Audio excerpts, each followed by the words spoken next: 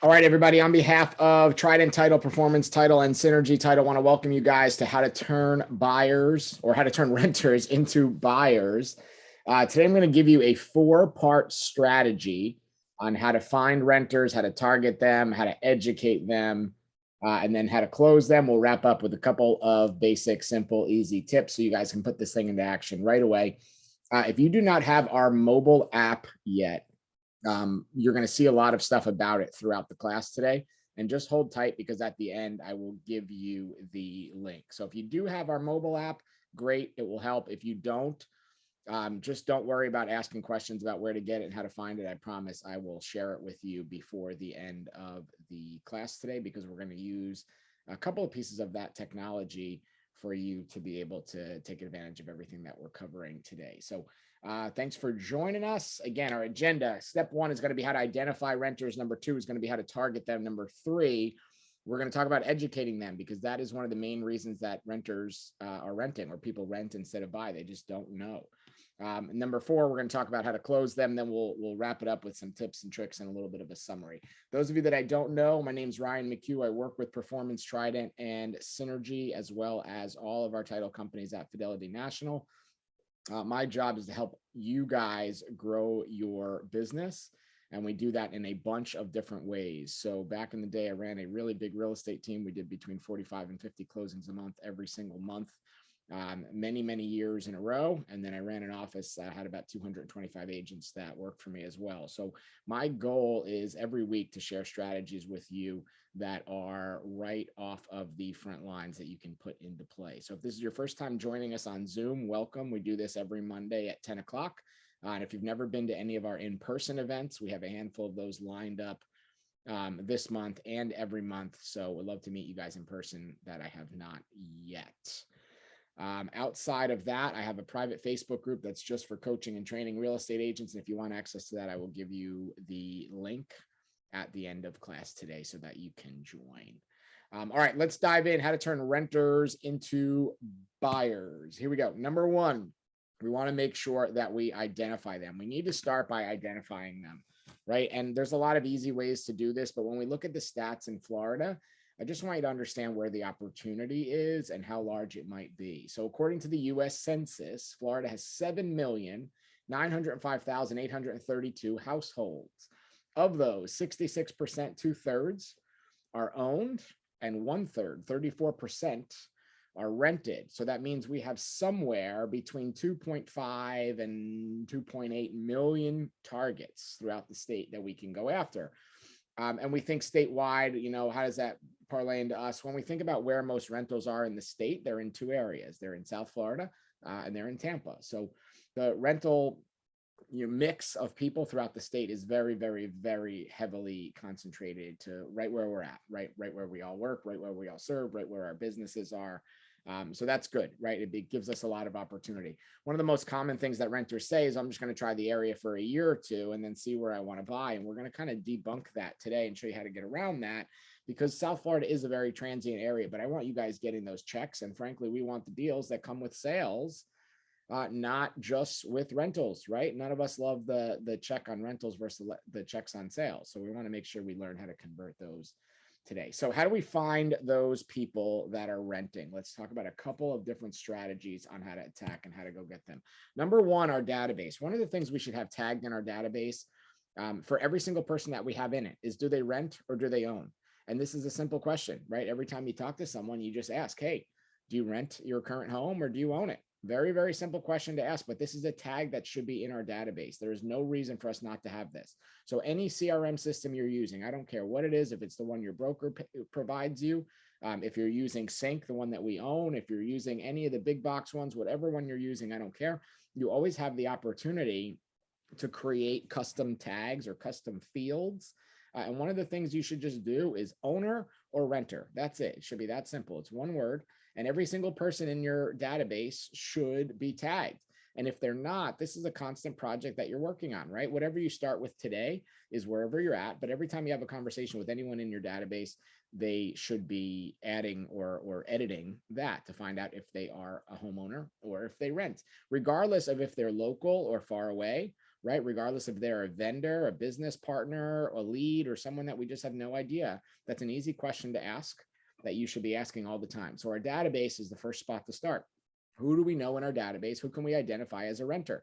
My guess is that in our area in South Florida, this is a guess, but we know about a third of the people in the state are renting. My guess in South Florida, that number is closer to 40 or 50%. So there's a good chance 40% of your database is renting. So that's the first step, is identifying who they are if we want to be able to target them, educate them, and eventually convert them.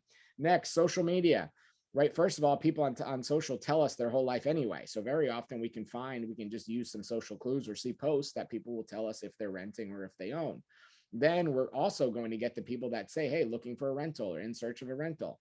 Then we're going to get the spots like Facebook Marketplace or Craigslist even. I hate to consider that a social media, but Craigslist or Facebook Marketplace that's constantly telling us, people that are looking for rooms or that are looking for rentals or efficiencies or whatever it might be. So social will show us that. We can also run ads, which we're going to talk about in the targeting section, but very often our database and our social medias will identify the people that are renting for us, right? People put their whole life on social media, and very often it's very easy for us to figure that out as we work through them. Third, run a survey.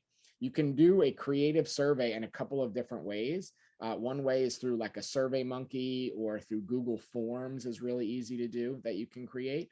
And then the basic social media free tools. We're going to talk about ads again later, but let's just think about free tools. Is anybody using Instagram or Facebook stories? If so, they have a feature in there called a poll where you can ask people, which one, right? Are they renting or do they own? And if you post that on your social, in your feed, I guarantee you'll get people that will answer. Every single one of us will get people to answer. Do that today and just start identifying who's in your database and start figuring out who's renting. It could be a simple picture that just says, do you rent or own, with the two options, right? Rent or buy, and you'll make them different colors or different shapes or whatever. And very, very simple to do. So think about how easy it is to run a survey, right? Google form, you can make a Google form in 30 seconds and then share that out, blast it out, put it on your website, put it in your email signature, put it everywhere, right?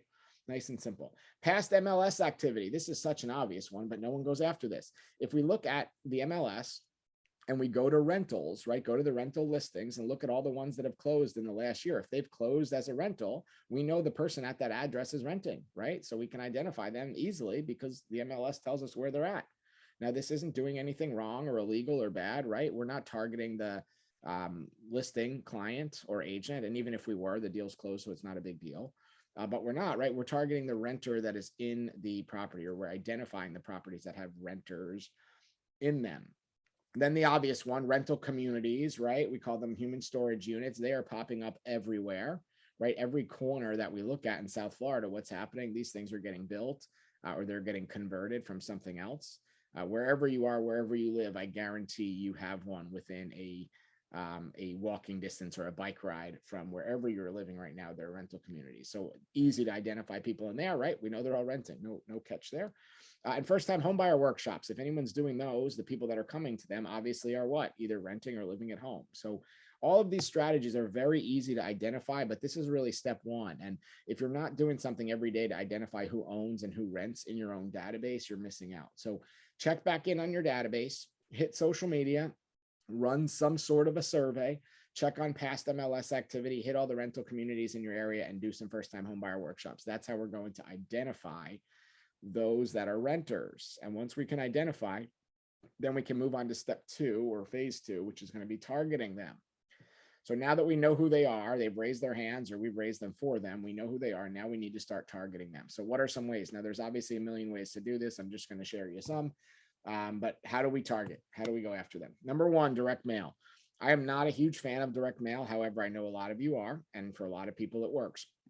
Direct mail has a couple of cool features, really one cool feature that you can do to really target people that are renting. If you're not using, or if you do use direct mail, you should be using Every Door Direct Mail. It's a program by USPS, United States Postal Service, that allows you to target based on postal route. So I'm going to put in the chat the link for that. I don't get paid by them or anything, so it's not a promotion, but it's just a tool that works. EDDM stands for Every Door direct mail. And one of the things that you can do is, let's say you see a rental community in your area or in your farm or somewhere that you live or work or play or hang out, just grab the address, right? There should be a main address for that building, and there's going to be a million unit numbers or apartment numbers or whatever, but just grab the address. And then when you go back home, go to that USPS.com/everydoor direct mail, type the address in, and it will show you what postal route it is on, and it will show you the cost to buy postage so you can mail that entire postal route. And you know that all of them in there are going to be renters, right? It's not a guess. Like when we see a condo building, sometimes people own, sometimes they rent. When we see a rental community, we know they all rent. There's no question, right? So we can target them with direct mail. We could also target our database. We could target our farm areas. We could do those tags that we put in the database earlier, right? We could send them direct mail with a bulk mail permit or even individual handwritten notes. But direct mail, definitely one strategy. Phone calls, the obvious and easiest one, the one that no one wants to do. But the obvious and easy one is, once we've identified them, we can just call them and ask if they're renting, even though we know they are. Ask why they're renting or what's holding them back from buying or when their lease is up or anything like that. Those are definitely some things that we want to check in on and attack, right? We should be doing a minimum of a quarterly call plan. Bare minimum should be us working on a quarterly call plan. But if we know we have a pile of rental leads laying around and the market continues to get harder and harder and harder, it's not going to get easier for people renting, guys. It's not going to get easier for anyone, but it's not going to get easier for people renting. Believe me, we need to make those phone calls and identify them so we can start targeting them now. We've identified them already. Now we need to target them with phone calls. Facebook favorites and lists. If you've never used these or don't know what these are, this is going to be the topic for next week's Zoom. So I'm not going to dive too crazy into this, but there's a favorites tool in Facebook that you can use to mark your favorite people or mark the people that you're trying to target so that you can stay top of mind with them and attack at a higher level. So we'll talk about that a bit more next week, but two great ways to target Facebook favorites and Facebook lists. Social media ads. We talked about this a little bit after identifying. Once you've identified either a certain area that you want to work or a list of people or a group, we can target them with social media ads. The good news is you don't really have to spend a ton of money on these for them to start being successful. Between $2 and $5 a day will get you leads for sure. Usually $2 you're looking at a lead or so, $5 you're looking 2 to 3 a day. Most of us are spending more than that on Starbucks, right? Or whatever our daily vice is. So might as well, we'll throw it into our business to generate there. But we can run some ads. Tired of renting, tired of paying your landlord's mortgage. Is your lease up? Not sure where to go, thinking about buying. Very, very simple text and copy that will start drumming up people that are renting there. Another good one is comparison, right? So if you're paying $1,750 a month in rent, you could buy I don't know, a $225,000 place to live. And we can break those down. And our rents in South Florida have gone crazy, right? We're going to talk about the numbers on those a little bit later, but our rents have gone crazy. People are not renting, much for $2,000 anymore. And for $2,000, they're buying something for sure. So let's target them with social media ads. Let's target them with first-time home buyer workshops. We've identified people, right? If they come to a first-time home buyer, they're obviously thinking about buying a home, but let's target them with that. Once we have identified who we know is renting, let's run a first-time home buyer workshop just for them. So maybe we do it at the closest local business to one of the rental communities. Maybe we do it in our office or the Chamber of Commerce or, any meeting space we can get our hands on. Will work really great for any of these first-time home buyer workshops. And then as we get more deeper into the relationship, we do the bottom three, the tenant or buyer consultations. If we're meeting with the tenant for the first time to figure out what they want to rent, one thing we should always be trying to do is convert. We want to be getting them to our lender, right? So ideally, I know one of the things we used to do is if we did a consultation, whether it was for a renter or a buyer, the lender was always expected to be there. So if I was meeting Joe Smith and he was thinking about renting or buying, the lender was going to be there at 2:00 as well. Or at least for the second half. So if I was meeting at 2:00, I teed up the lender for 2:30, and no matter what the situation was, the lender would walk right in there and figure out where they're at, right, and how they could help. And then just any sort of one-on-one meeting. We need to get these people one-on-one and educate them, which is going to be the next step. But any sort of one-on-one meeting could work, right? Dorian said, what do I do if the lender doesn't pick up their phone? You find a new lender. That's it. It's that simple. And when that one doesn't pick up their phone, you find another one. All right, number 3, Step number 3 is we need to educate, but when that one doesn't pick up, step number 3 is we need to educate, right? So we've identified them, number 1, we've targeted them, number 2. Now, the key to conversion with renters is education, right? Very often we find that people are still renting because they didn't know they could buy, or they didn't know what it would take, or the process is overwhelming, or they're scared, or they thought they needed 20% down or 750 credit or whatever. And a lot of that is our fault, right? We don't tell the story good enough. And also a lot of it is the rental community's fault. If you go into a new rental community nowadays, the things that they ask for people to move in there are crazy, right? They want 750 credit score, proof of 3 times the income of whatever the rent is. Sometimes they're doing double, triple, quadruple security, multiple months, even sometimes a year paid up front. So people think, wow, if that's the hurdle for renting, I can only imagine what the hurdles are for buying. So they get scared and they squeeze their way into a rental, and then they get stuck in the lifelong renting trap. But education is the way we can get them out of there and move them into being a buyer. So I'm using 2 tools to educate. I'm going to show you different versions of both of them. One is a service called Keeping Current Matters. We don't own that. I don't get paid for it. There's no commission or anything. It's just a service that I like. It's a couple bucks a month. It's really great real estate data. If you want to use it, you're welcome to.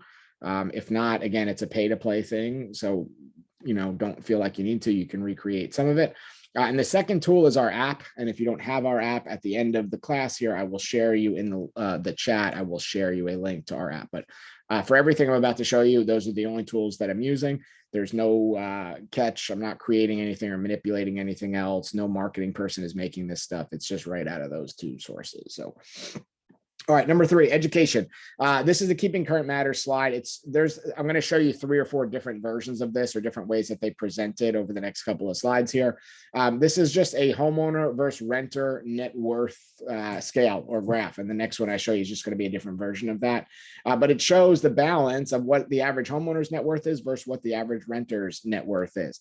And for some people, some personality types, this is all they need to be tipped over the edge.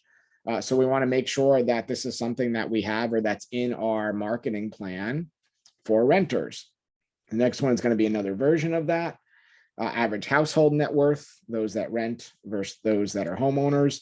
Stats are right from the Federal Reserve, so those should be good, right? Or we hope they should be good. And another version of this one has the data only up till 2019. I didn't see a newer version of this, but think about how much bigger this gap has gotten, right? It's just the increasing gap in family wealth. So when we look back, when the market was at the bottom or towards the bottom in 2010, look at what the numbers look like, right? The bottom being renters, the orange being renters, and the blue being homeowners. And now as things continue to grow, and again, we've just gone through the 2 or 3 craziest years of inflation and real estate growth in history. So these numbers are obviously going to be even further apart. Those that are owning a home, continue to spread the wealth gap over those who are renting. And we need to be able to educate on this, right? And I'm going to show you some of the tools in the app that will help you understand this. Even if you don't totally get this by the end of this section, I think you'll have a better grasp on it. This is another spin on it. This was from Keeping Current Matters also. And this one was at the end of or the middle of 2021. But when we look at this, Americans ranking real estate best investment, right? So what do they think is the best investment? And now when we look at this, 2 years later, this is going to be even crazier, right? 35% say it's real estate, 21% say the stock market, 17% savings account, 16% gold. And we obviously can't live in any of these except real estate, right? We can't live in the stock market. We can't live in our savings account. And I mean, I guess in theory, we could live in a house made of gold, but we're not living in gold, right? So when we look at this, think about what's happened also, especially, I mean, the last 6 or 7 weeks, the stock market has been brutal. Savings account is kind of a joke, right? The money that you get or the interest that you get or the wealth that you build with money sitting in a savings account is seriously ridiculous. And with inflation over the last 2 years, especially, I mean, there's been no hedge or anything fun there. Gold has been crazy the last couple of months, especially, right? And probably will continue to do so if the war and all these fun things keep going on. I'd love to see crypto on here and see what people think about that, right? But the only one that you can build wealth in or build equity in while you're living in is real estate. And that is just going to continue to grow, right? Even if the market flattens out or tips off a little bit, We can only live in one. We're always going to have some sort of a housing payment or housing expense. So might as well use it as a vehicle to wealth as well. But this is another way to educate the consumer on how to go from being a renter into a buyer. All right. The next chunk is going to be all stuff that's from our app. So I'm going to show the boring, nerdy version of it first, and then the more marketing version of it after that. So if you've never been in our app, there's a section on the very bottom that has the word calculators. And when you click on calculators, my favorite one is called rent versus buy. And everything that you see for the next, I think it's 6 or 8 slides, is going to be something that's directly out of that rent versus buy calculator. So the way it works is when you have someone that's thinking about renting versus buying, or you're trying to convert someone, you want to use this calculator and you're going to fill in as much as you can, which I did on the left. So what I did was I just took an average 2-bed, 2-bath condo in Palm Beach County. Nothing crazy, nothing by the water or any crazy areas. I just took a 2-bed, 2-bath, average rent $2,400, the price of the place $250. Down payment, I put 5% because that's the lowest conventional, right? That's what a lot of people that are first time buying have. And then I filled in all the assumptions. Interest rate 4.25%. I realize it could be higher or lower, but rough guess. Right? Term 30 years, hazard insurance 1%. So that's homeowners insurance, 1% of the total. If they're buying something $250, it's probably a condo, right? Or a townhouse. And a lot of times there's insurance even included in that. So they only need HO6, which very often is even cheaper than that, but I just wanted to be conservative. Real estate taxes, 2.2%. Again, conservative, right? A lot of cities and places are going to be cheaper than that, but just wanted to be conservative. HOA, $300 a month. The household income, this was just a reference point. It was supposed to be $60,000. I just put the percentage in there as a mistake. But you can adjust that. That doesn't affect any of the numbers, but it's just to base off what the people are earning. So if it's a single person earning 60,000 or, a couple earning 120, whatever, put that in. Home appreciation, 7%. It's been greater than that the last 2 years in a row, but just putting that. Rent appreciation, 10%. It's also been greater than that, but just wanted to be conservative. Then I hit compute, and there's a couple of different options, and we're going to go over 3 of them. If you look on the right half at the top, you're going to see the word payment. Then you're going to see the word costs. Then you're going to see the word equity. I'm going to show you all those. The first section, the payment section, is the tax adjusted payment. If you don't know what this means, the flyer that I show you next is going to help explain it. And it is a good thing to help explain. Basically, just to kind of simplify it, when someone pays a mortgage payment, at the end of the year, they can get tax returns or tax credits for the interest that they paid on that, which they're not doing as a rental. So for this example, the payment would be a total of $2,263.67. And the tax savings on that would be $99.30. So if you don't get that, or if you're not into it, you don't have to use this one, but it's something interesting to me. This is what it shows you if you want to make the marketing piece. Now, this marketing piece I just made in one click right out of the app. There's a little square in the top right corner of the app that you can design these things right from. And this flyer, I didn't edit or manipulate this at all. You can change the pictures and the colors and stuff. I just did it as simple as possible. What is tax adjusted payment? When you own your home, you're able to write off the interest that you pay in your loan each year. We take that interest savings, divide it by 12, then subtract it from your mortgage payment to give you the tax adjusted payment. So your annual tax savings, $1191.59. Annual tax savings shown as monthly breakdown, so 1/12. $99.30. Mortgage payment minus tax savings, $2263.67 minus $99.30. Tax adjusted payment comes out to $2164. So their rent for this exact same property would be $2,400. Their tax adjusted payment $2164.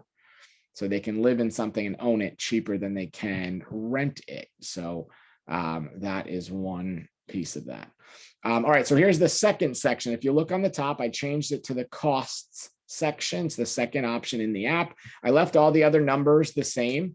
You didn't see this before because I didn't screenshot it far enough down, but home maintenance, I put 0.5%. So that's 0.5% of the total purchase price. And all the other numbers remain the same from the example that I just did. When we look on the right, costs, what I love about this tool, the break even, is the break even, right? This is, again, the rent versus buy calculator. The break even point shows when they would break even. And very often it's less than 2 years. Very often it's around 1 year. And the reason I love this is because so many renters come and they say, well, it's my first time moving away from home. I'm going to rent for a year and see how it goes. Or I'm moving into the area and trying it out. I don't know if I want to buy here yet, so I'm going to see how it goes for a year, right? And then they get in this, forever eternal rent trap. And this kind of shows why it makes more sense to buy, even if they're only in it for a year, because over the course of a year, their buy costs would have been 28,000. Their rent costs would have been 28,000, right? So it's about $600 something cheaper to buy.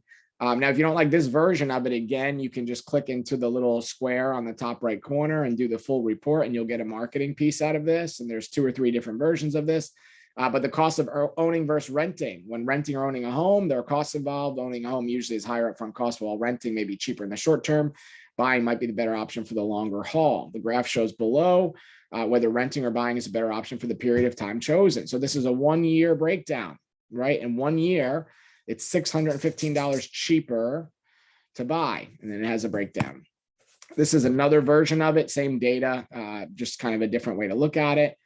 Same little blurb on the top, but just a different looking breakdown. This throws in that tax adjusted payment, and then your rent versus own costs and how long your break even is, a year. So if it's 14 months, it'll say 1 year, 2 months, whatever it is, it comes out.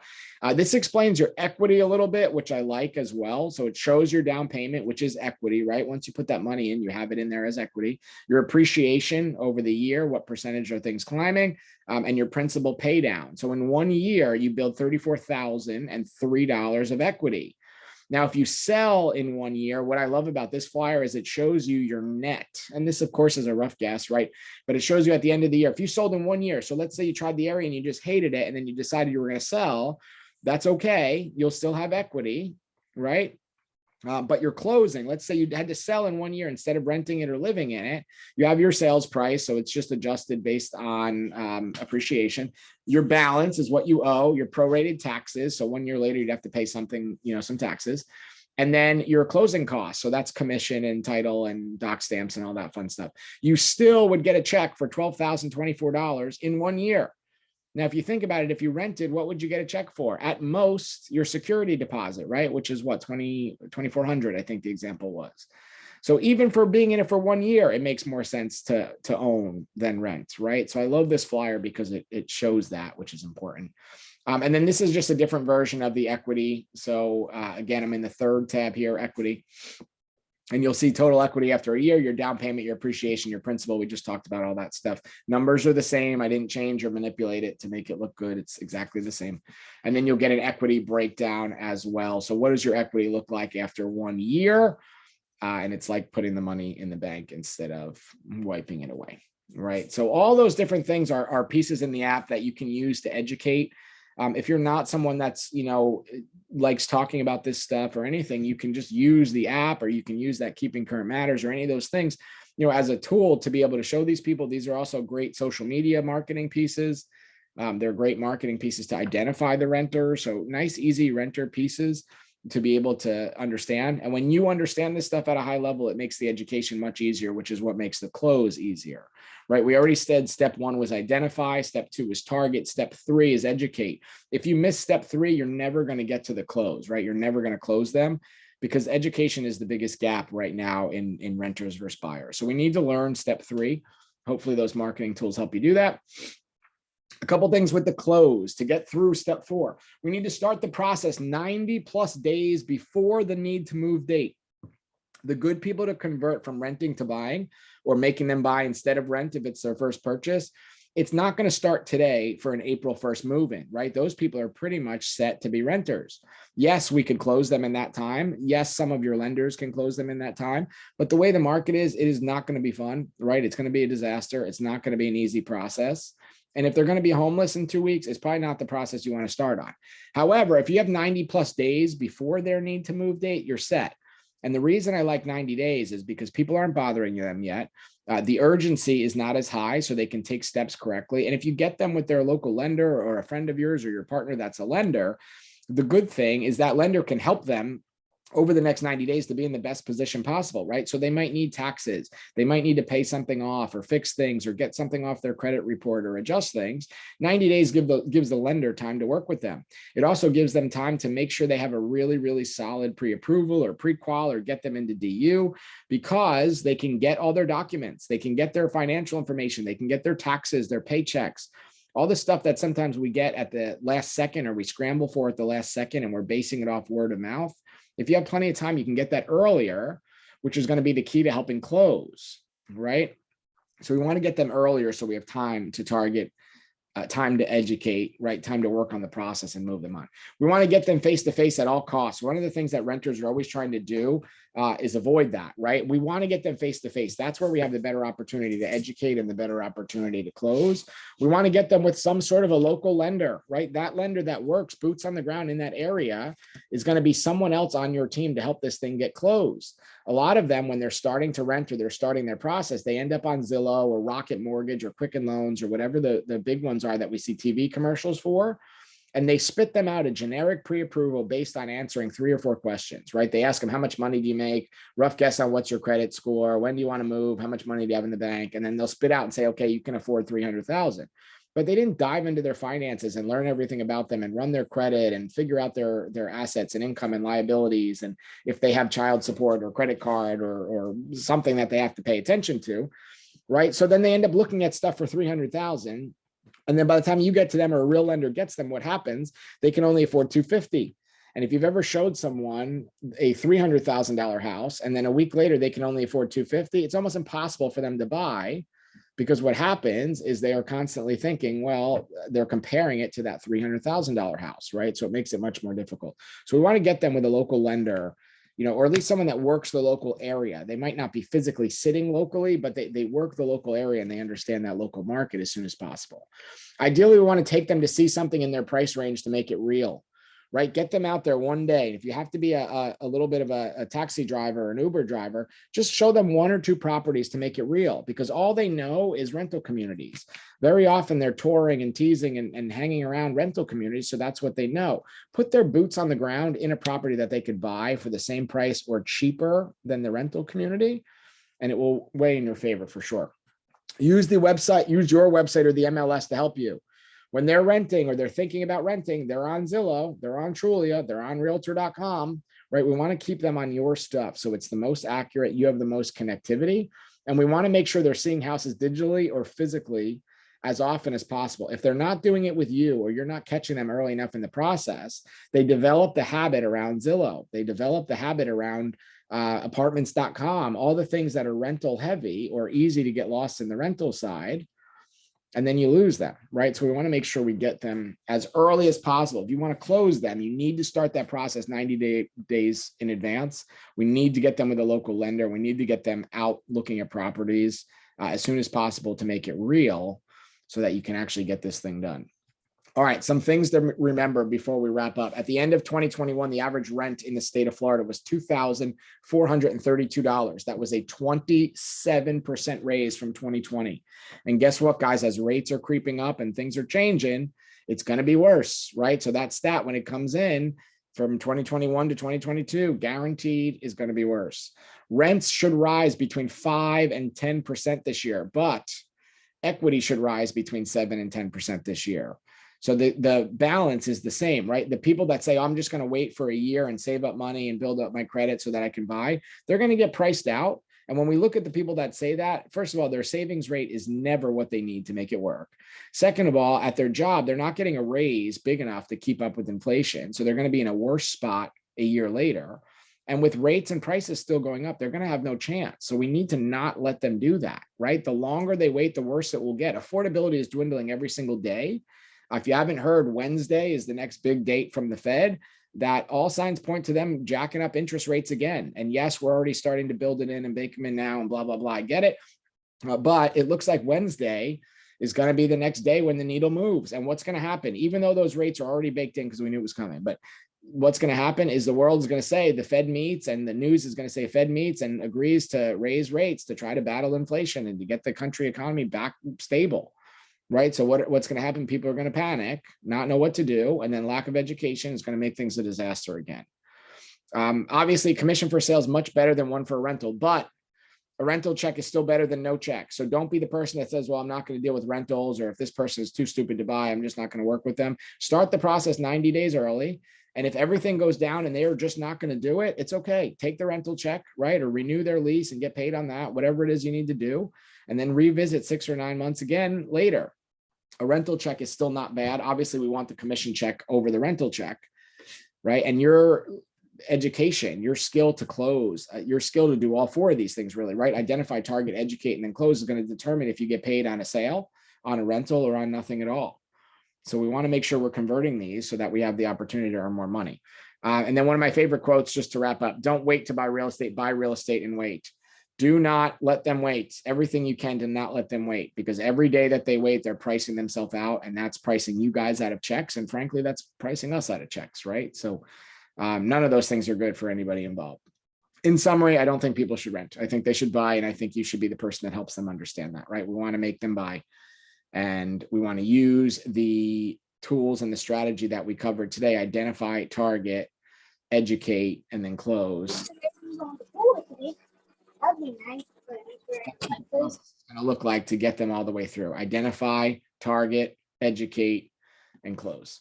As always, thank you guys for your business. I know we're already working with a lot of you, so I appreciate that. Those of you that we are not yet, please let me know what we can do to earn that business. Carrie, thank you as always for the slides and making everything look nice. Coming up next week, we're going to do the Facebook favorites. If you're not using Facebook favorites to stay in front of your leads and prospects, you want to jump on that next week. It'll be a quick call, but it's a strategy that is really amazing. So if you don't know what that is, or you're not using it, you really should jump on next week. It'll be same time next Monday at 10 o'clock. And if you want to stay in touch or you need anything, reach out. If you're not in my private Facebook group for whatever reason yet, it's totally free. Take out your phone, open up your camera, point it at that QR code. And when I get the attendance for today, I will make sure that you guys get in. There's a file section in there where I share scripts and stuff all the time. And I also always put the Zoom links and what classes I'm doing and where you could find our events and fun marketing stuff and everything that's going on. There's nothing for sale in there. It doesn't cost anything. There's no catch. It's just to give back for people that are in our classes. So if you want to jump on there, take out your phone, open up your camera, point it at the QR code. It will send you there, and it will say you have to request access because it's private. So just request access. And at some point today, I will get you in there. If you have any questions, feel free to throw them in the chat or hang on for a minute and I will gladly chat with you. Other than that, you guys are free. Hope everybody has a good day. See ya.